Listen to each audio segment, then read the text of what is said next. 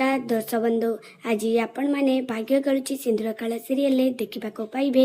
प्रतिभा तृप्ति की कह माँ लिपिकार सन्देह आरंभ हो गलानी। तृप्ति कह तू जमा व्यस्त होना से सन्देह केबे भी आम आड़के आसबनी सबू सन्देह जीव से वर्षा आड़के।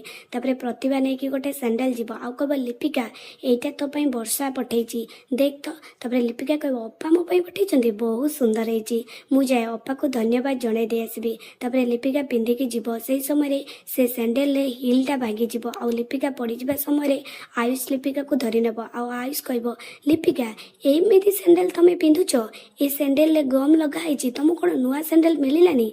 लिपिका मने मने भाव अपा कौन एमती मो साथी करें ना मोर सन्देह करने भूल आग मो साथी एमती कहीं हो मत ये विषय चिंता करने को पड़ो आउ यार सत खोजा पड़ो।